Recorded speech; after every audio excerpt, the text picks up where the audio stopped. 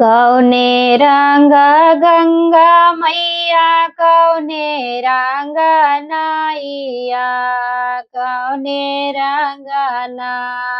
हमरो राम चारो भैया कौने रंगवाना हमरो राम चारो भैया कौने रंगना उजर रंगा गंगा मैया काले रंग नैया उजर रंगा गंगा मैया काले रंग नैया सावर हो रंगवाना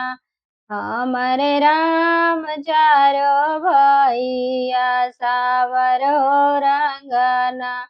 हमरे राम चारो भैया सावर हो रंगना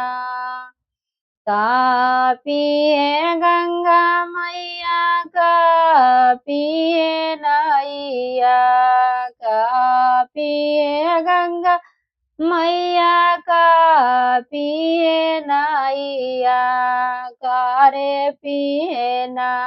हमरो राम चारो भैया करे पिए ना हमरो राम चारो भैया करे पिए ना दूध पिए गंगा मैया पानी पिए नैया दूध पिए गंगा मैया पानी पिए नैया बैरिया खाइए ना हमरो राम चारो भैया बैरिया खाइए ना हमरो राम चारो भैया का दिए गंगा मैया का दिए नैया का दिए गंगा मैया का दिए नैया करे दिए ना हमरो राम चारो भैया काहो दिए ना हमरो राम चारो भैया काहो दिए ना